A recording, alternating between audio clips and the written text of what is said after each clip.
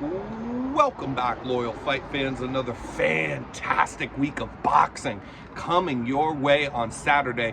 And you know what? If you're a combat sports fan in general, boxing, MMA, kickboxing, tune in, because not only are these boxing matches going to be absolutely fantastic, fan-friendly, and very good style matchups that will make for fan-friendly fights, but also there is no UFC.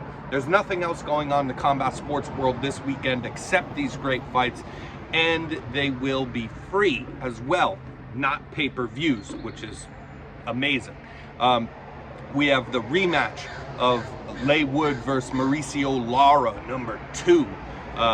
Wood was winning that first fight when they first fought, handedly winning the fight until the time of the stoppage. So just right up until he wasn't, a vicious KO from who is most definitely the hardest hitter in that weight class in Mauricio Lara.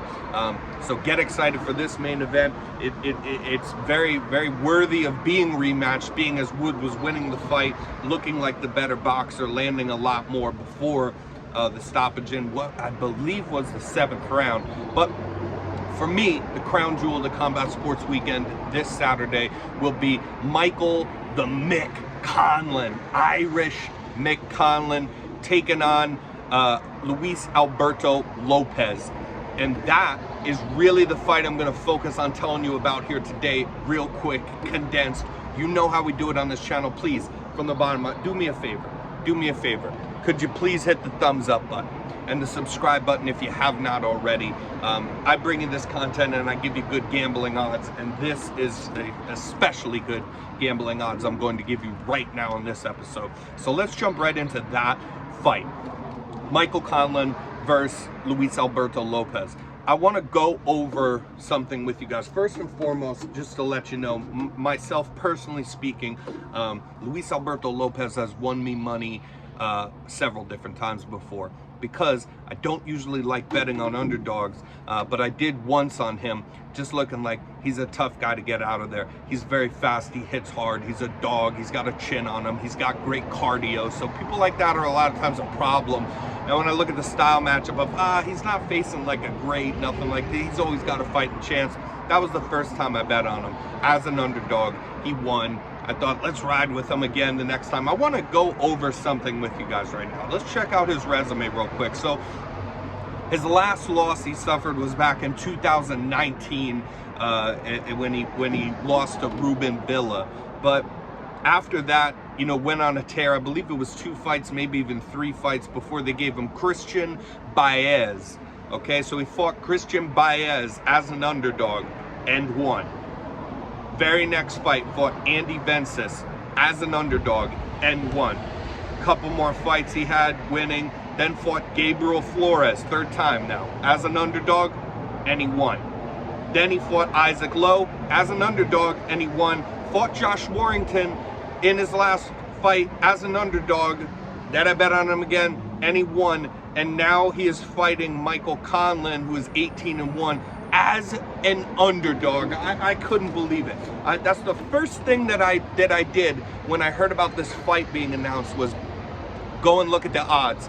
I thought to myself, there is no way, there is no way that they're making him an underdog yet again. He literally hasn't lost an underdog contest with him as an underdog. I couldn't believe they did that, and especially against Michael Conlan, who, you know, cards on the table here. I'm Irish. I love Mick Conlan, from Northern Ireland, but represents all of Ireland. Is a very, as far as boxing fans go, if you're a boxing purist, you should love this guy.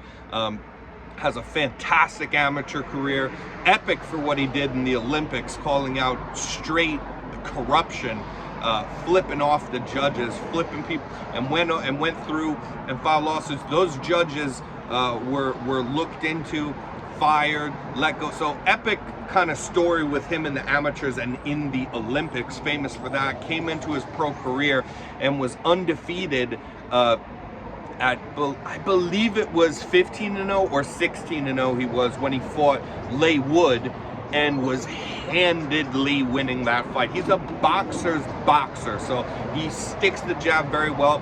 He has incredible head movement, you want to see great, literally Mayweather-esque head movement, but only it's dangerous. This guy gets dangerous, but sometimes with his hands down as well. The head movement on Michael Conlan is out of control. Phenomenal jab, phenomenal footwork, angles, his defense is on point. So he's just all around a fantastic fighter and a boxer's boxer to the purest sense of the word. And so I believe that Michael Conlan, as he has done in literally every single fight, even in the Leigh Wood fight where he was handedly winning before the knockout in the, I think it was like the 11th round, might have even been the 12th, but I think it was the 11th round of the fight. But just so handedly winning, and not a close fight at all until it got stopped because he got gassed out a little bit. And the reason why is, yes, Leigh Wood was touching the body. Yes, to bring this to what we're talking about, Luis Alberto Lopez goes to the body enough to affect guys. He's not like, you know, notorious body point, but he's going to go to the body. He mixes it up enough. So both scenarios, and he hits hard. I believe that he equally hitting hard like Leigh Wood does as well. So really kind of similar in that sense. Cardio off the charts. Leigh Wood's cardio does not seem to fade even when he's getting beat up. These guys are kind of similar in a lot of ways. Of course, not every way. Of course, their style, it doesn't mirror each other completely, Leigh Wood and Alberto Lopez, or yeah, Leigh Wood and Alberto Lopez, but they have a lot of similarities there. The good cardio, the good chin, hitting hard enough, and just being very durable fighters that are in it until the end of the fight. So similar to how that Michael Conlan Leigh Wood fight played out, I do believe that we'll see something similar to that, unfortunately for Mick Conlan, because he will no doubt be just winning round after round after round. He might lose one here or there, but he's going to be winning by far the majority of the rounds. And if it goes to the bell, if you told me that this fight wasn't a stoppage, you didn't tell me the winner, but you said it went the distance, I might favor Mick Conlan because he's going to be bagging up these rounds. But again, you go to the body on him, it tires him out a little, but you know what tires him out more? Even if he's not getting touched up to the body, even if he's winning in dominant fashion, it's his style. It will make him tired. This is another 12-round fight for him. And it's not like in the Leigh Wood fight, you can look at it and say he gets tired so he has bad cardio or he needs to work on his cardio. It's actually quite the opposite. He has to have phenomenal cardio to box and move the way that he does for 12 rounds. And that has always been his style. So his in and out movement, his back step in and out of range is fantastic. That's a lot of energy with the feet, cutting angles, constantly circling the other way, moving, sticking the jab, the head movement, and moving the feet. He's a very active fighter. So he'll tire himself out eventually. Really, if you're a tough, durable guy like Luis Alberto Lopez is, who hits a lot harder than Mick Conlan does, you're gonna stand a good chance there. He's a plus 100 underdog for this fight, is Luis Alberto Lopez. So I'm gonna go ahead and tell you, and I haven't steered you wrong many times before. I do you justice on this channel with the gambling picks. If you want to throw $100 on Luis Alberto Lopez and double up your money here, that is what I'm gonna do. I'm gonna put $200 to win $400, and I might even end up parlaying that with a Mauricio Lara straight to win as well. But the safe pick for you is, as an underdog pick, is Luis Alberto Lopez here. Could not believe, I don't agree with those odds at all, and that's why I'm not usually an underdog guy. I'm more of a closer favorites parlay, some I feel confident about together. But this is odds that you see, and I just do not agree with it.